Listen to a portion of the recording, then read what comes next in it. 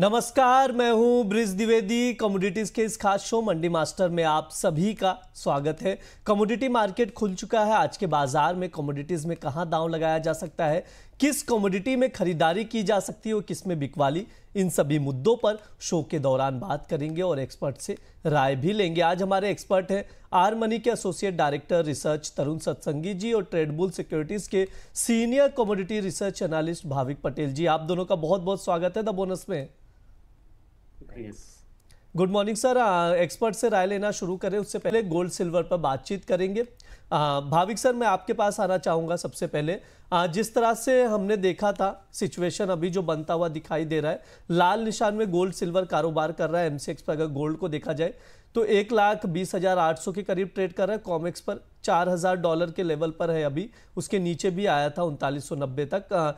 इसके अलावा सिल्वर को अगर देखा जाए तो 1,47,000 और कॉमेक्स पर देखें तो 47.84 यानी $48 के नीचे इस वक्त ट्रेड कर रहा है।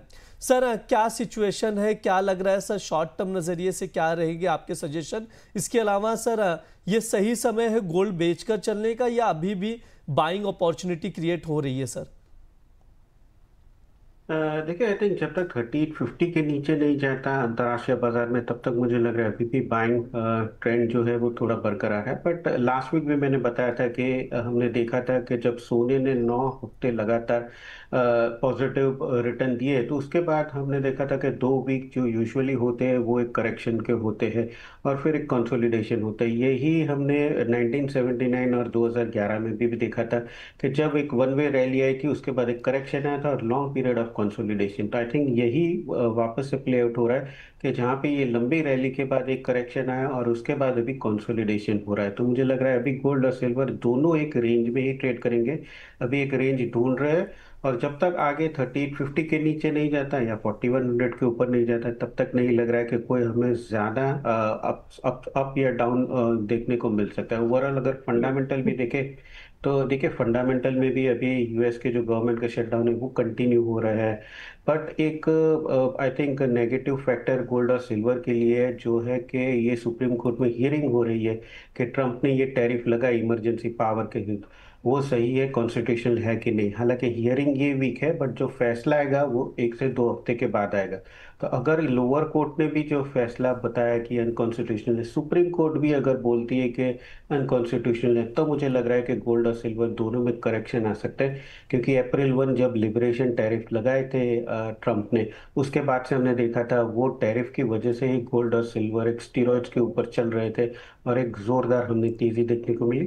तो आई थिंक वो थोड़ी कंटिन्यू हो सकती है अनबाउंड। तो अभी के लिए शॉर्ट टर्म में मुझे लग रहा है कि एक कंसोलिडेशन जोन ही आएगा।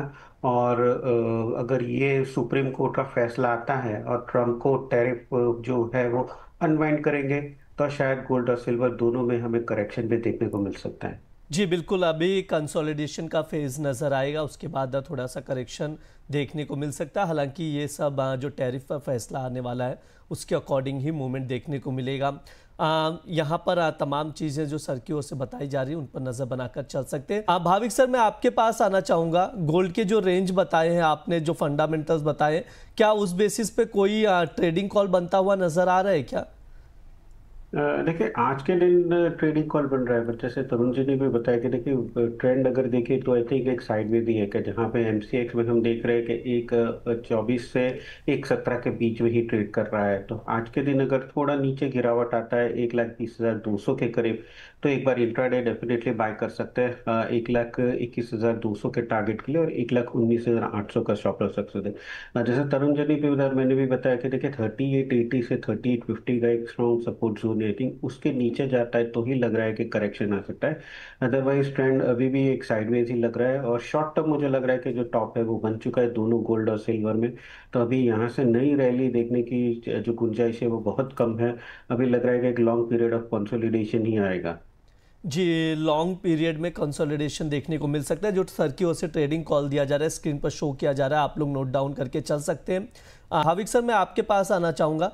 आपकी क्या राय रहेगी सिल्वर को लेकर? शॉर्ट टर्म नज़रिए से क्या कुछ रेंज निकल कर आ रहा है? साथ ही कोई अगर ट्रेडिंग कॉल बन रहा है तो बताइए सर।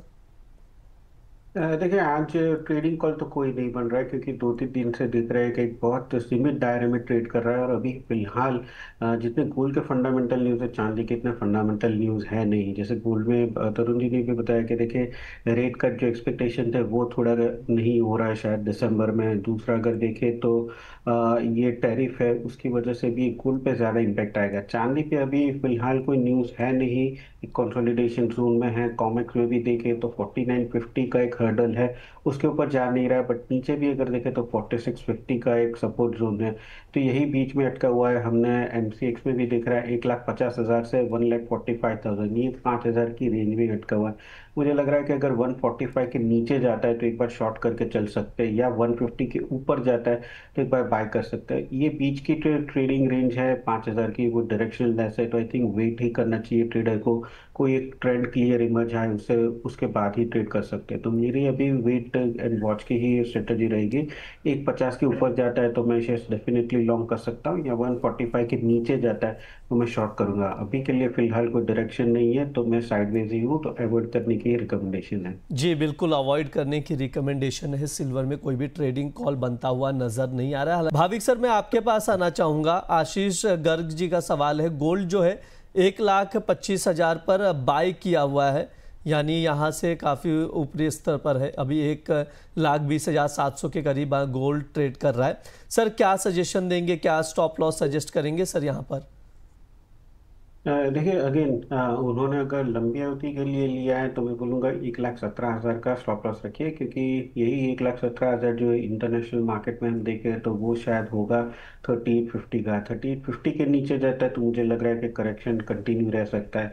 अभी के लिए फिलहाल 3850 से 4100 की रेंज है, मुझे लग रहा है उसी में ट्रेड करेगा। तो शायद आपको अगर कॉस्ट टू कॉस्ट मिलता है तो एक बार आप पोजीशन अगर ट्रेडिंग है तो निकाल लीजिए। लॉन्ग टर्म है तो 1,17,000 के स्टॉप लॉस से होल्ड कीजिए। अभी के लिए फिलहाल लग रहा है कि शायद करेक्शन थोड़ा और एक्सटेंड हो सकता है। 1,17 के नीचे जाता है तो ही लग रहा है कि ज़्यादा करेक्शन हो सकता है, वरना 117 के स्टॉप लॉस से बने रहिए। जी बिल्कुल, जो स्टॉप लॉस बताए जा रहे हैं उसके अकॉर्डिंग आप लोग देखकर चल सकते हैं, वैसे बने रह सकते हैं। जी भाविक सर कुछ कहना चाह रहे हैं आप? जी बताए हो, आपने ये एक स्मॉल जर्नी शुरू की है और मुझे लग रहा है कि ये जो स्मॉल जर्नी है वो बड़ी और बिग जर्नी हो सकती है। तो यहाँ से मुझे लग रहा है कि नेक्स्ट ईयर आपका जो सब्सक्राइबर बेस और व्यूअर बेस है वो 3 से 4 फोल्ड हो सकता है। तो उसके लिए वेरी बिग कॉन्ग्रेचुलेशंस आपकी टीम थैंक को। You so much sir. Bhavik sir बहुत बहुत शुक्रिया सर। लगातार सवाल आ रहे हैं, मैं चाहूँगा कुछ सवालों के जवाब ले लिया जाए।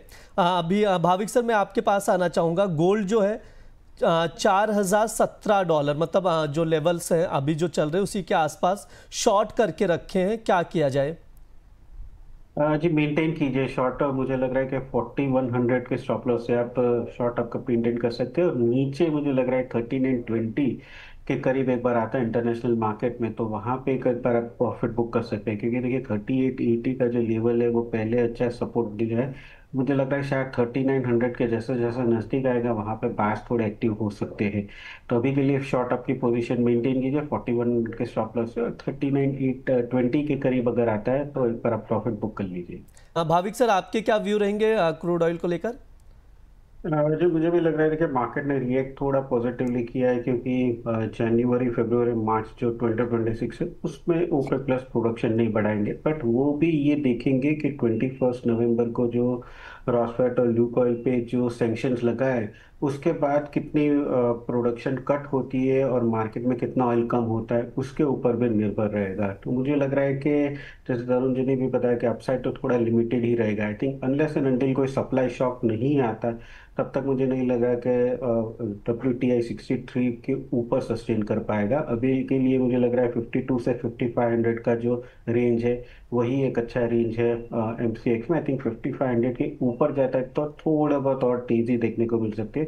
अगर मुझे भी लग रहा है कि मार्केट एक साइडवेज ही है अभी के लिए, फिलहाल कोई ट्रेड नहीं है। बट 5500 के ऊपर जाता है तो डेफिनेटली 5450 के स्टॉप लॉस एक बार बाय कर सकते हैं 5600 के टारगेट के लिए। अपसाइड लिमिटेड रहेगा, डाउनसाइड अभी भी कोई इतना ज्यादा है नहीं। फंडामेंटल्स अगर देखें तो न्यूट्रल ही है, तो मुझे लग रहा है साइडवेज ही रहेगा क्रूड मार्केट। साइडवेज ही रहेगा क्रूड मार्केट, बहुत ज़्यादा तेज़ी की कोई उम्मीद नहीं है। तो जो रेंज बताया जा रहा है उसके अकॉर्डिंग आप लोग देखकर चल सकते हैं। भाविक सर आपकी ओर से क्या राय रहेगी नेचुरल गैस को लेकर? क्या कुछ ट्रेडिंग कॉल निकल कर आ रहा है आपके अकॉर्डिंग? देखिए सही है, नेचुरल गैस के फंडामेंटल्स तो अभी थोड़े स्ट्रांग हो रहे हैं, ठंडी दिख रही है।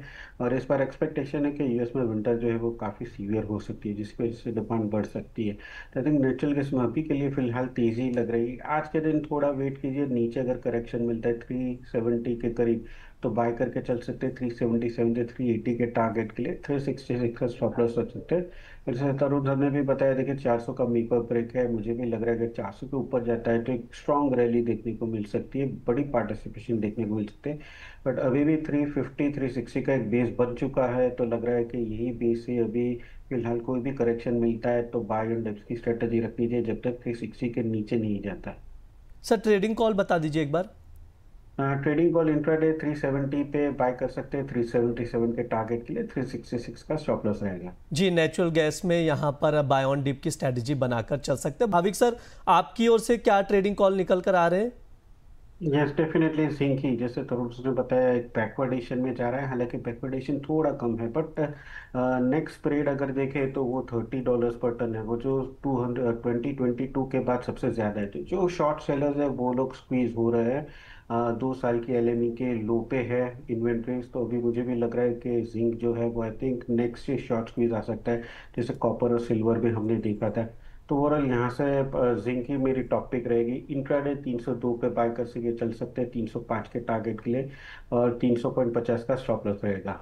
जी, जिंक में बाय करके चल सकते हैं। तरुण सर और भाविक सर की ये राय है। ये हो गई ओवरऑल बेस मेटल्स की बात। भाविक सर, आपकी ओर से डिस्क्लेमर। मैंने जो भी एडवाइस दी है वो क्लाइंट को शेयर की है, उनकी पोजीशन हो सकती है। मेरे पर्सनल पोर्टफोलियो में कोई कमोडिटी की पोजीशन नहीं है। जी सर, बहुत बहुत शुक्रिया सर। तरुण सर, भाविक सर, आज की चर्चा में जुड़ने के लिए बहुत बहुत धन्यवाद आप दोनों का। ये हमारा मंडी मास्टर शो है। इस दौरान तमाम जो कमोडिटी मार्केट है, कमोडिटीज़ है, उस पर बातचीत की जाती है, फंडामेंटल्स बताए जाते हैं, ट्रेडिंग कॉल्स भी दिए जाते हैं। फिलहाल के लिए इस शो में इतना ही, लेकिन आप लोग बने रहिए द बोनस के साथ। धन्यवाद।